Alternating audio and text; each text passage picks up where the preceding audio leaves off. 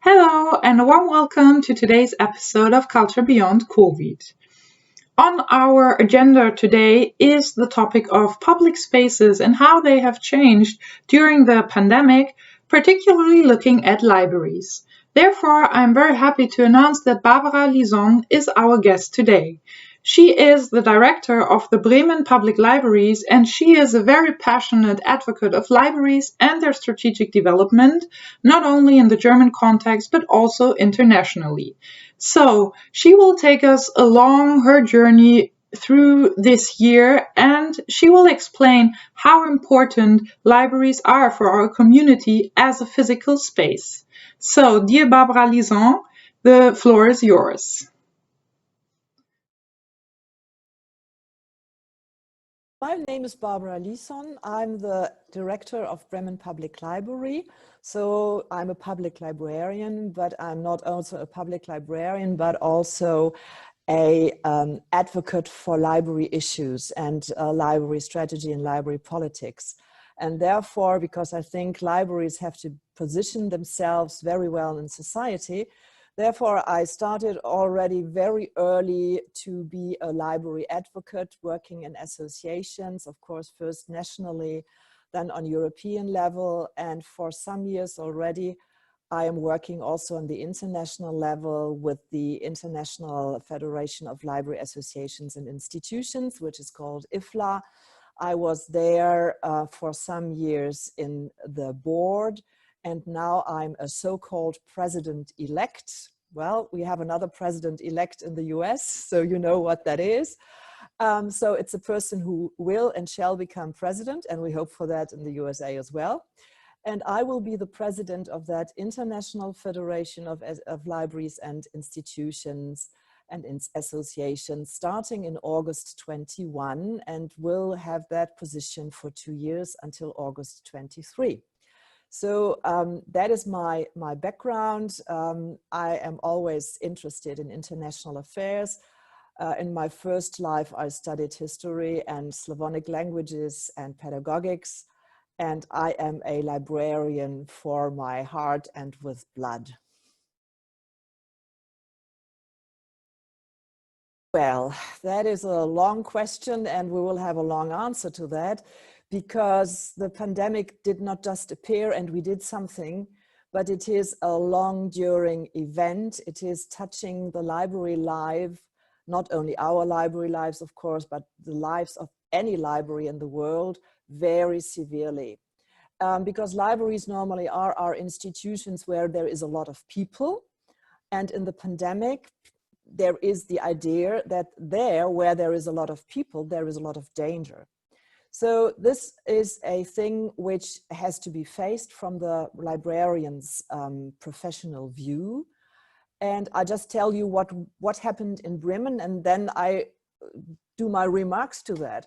So when the pandemic came, or at first it was epidemic, it was not a pandemic, we thought, well, let's wait and see what's happening. And then in the middle of March, more and more libraries were closed. They were not closed because politicians demanded them to close, but they closed the libraries because of the danger for the staff and also the danger for the public.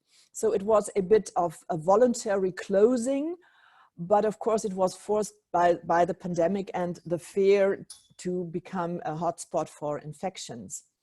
So most of the libraries in Germany were closed in mid of March. The first closing day in Bremen was 16th of March. So now we are closed. What are we doing with the staff? Because a library normally has 60 to 70% of the staff proportion of the workforce is in the library working with the public. So what do you do with the staff? How do you help the public to get the information which they want, to get the books, to get everything what they had from the library, apart from the location, because the location was closed. So that was a real challenge which we faced. Of course, the staff worked still in the library, somewhere in home office, but those who had worked in the library did not really have a real good work in home office situations or environment. So, of course, there's always things which are waiting to be done in everywhere, also in libraries. So we started with the works who are, who were a bit waiting for our staff. And then, of course, we found out by telephone calls, by the internet communication, which we had with our customers, they were urgently interested in our services. So what to do? And my boss, the Senator for Culture, called me and said, what about the internet connection? What about ebooks? Why don't you enhance the proportion of ebooks which you have? And what can people do who don't have a library card yet, but want to use ebooks? So we were lucky that we got some extra money to enhance our collection of ebooks by 30,000 euros, which is not much, but it was a help. And then we decided that people who wanted to become a library user without yet having a library card, that they can register online and they need not pay, because in Germany, in most of the libraries, the library card is payable. It's not much, 20, 15, 25 euros in most cases. And so the future patrons could register online, which they could have done already, but then they had to pay later on. But during the first weeks of pandemic, we said you need not pay until the end of May. And of course, those who had library materials at home, books and other materials, couldn't bring back their materials. And so we also said you need not pay any fees for not bringing back your material. That, of course, meant and still means a financial loss, which we had already. We had to face that from the beginning. Well, and then how could we stream our services, which normally were services on the locations for children, for instance? So my staff was very inventive in trying to bring everything, not everything, but many issues, many services which we had online to the public. For instance, what we call children's book cinema, which is a wonderful on-the-spot event for the children, now became an online version. Or our staff also had, for children in schools, we had advice and help for homework online or even through telephone. And then the people wanted books, really physical books. But how do we do this? So they then we invented the Stadtbibliothek to go, so library to go. So we asked people, if you want to have physical material, just send us an email or telephone us, and we pack you a package. But the people could not come to the library, just get in and take their package. So we then assigned time slots for a certain package for a certain patron to come to the library 15 minutes only. And if you don't come, we give you another time slot. So people could not just come. So the thing was, we lost our location. We totally went either into the internet, or we did a practice which was a very, very old-fashioned library practice. So you go to a library, get a book, get out. And this was until the 60s, the 70s, but now libraries are third places. So the library is not just some institution where you get in and out and get your book and out and so on, or bring it back. It's a place where people stay normally. So when we do our surveys with our customers, we understand that people are staying average, and the average 90 minutes in the library, 90 minutes, and there is more, of course, and less. So what did we do with the third place? The third place issue was totally gone. And it is a really, and we will talk about the future later, it is really hard to understand for people that they cannot come into the library. But still the people, when on the 4th of May, people were so happy. They came in, oh, good, you are back again. And we are so happy. But there were no chairs. The people could not use the elevator as they wanted the elevator. They could not have a lounge atmosphere, which we normally offer. But it was an in and out thing. But still they were happy to be outside, to go to a public space, to find a room where other people were. And now with the new pandemic events, we are taking back everything again. So we took off 50% of the seats, of the chairs, and of the possibilities where people can stay in the library. Again, very bad. So I really would like to have continuity and to have people or the politicians understand where is the real danger. Where is the real danger?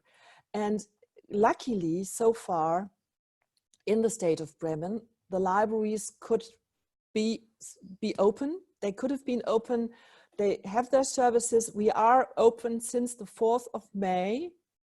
And this is so important to be a space, to be a location, because a lot of libraries now are the community centers, because they are one of the rare open spaces in every city, in every town, where people can come, can communicate, can be inspired, can find things which they did not expect finding, can find people which they not expect finding.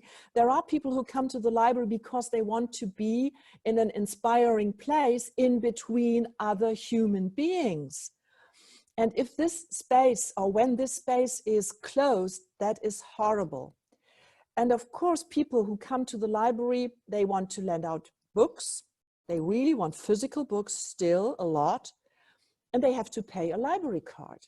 Now, like in fitness studios or in gyms also, people don't extend their card as a guest or a visitor for the next year, because they say, well, I don't pay, I don't know what's happening then, and then I pay for a whole year and can use this institution only twice or 3 times in this year.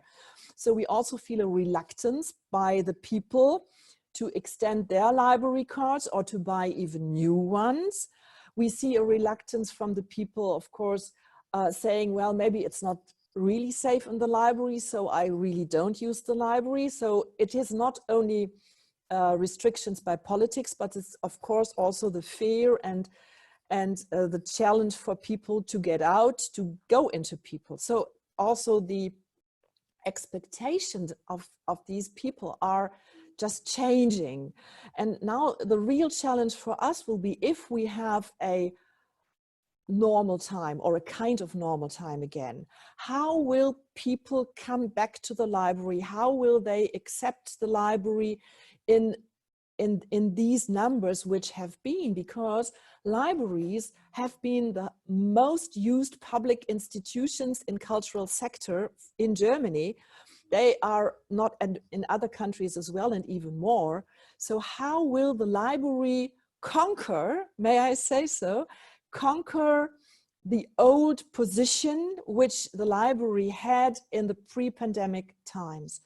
That is so of course we have to give a convincing service as much as we can during this pandemic time, but we also have to look that people come back to us in the physical space, because the physical space is so important for them and they are waiting for it, but still they are reluctant, some of them, to come.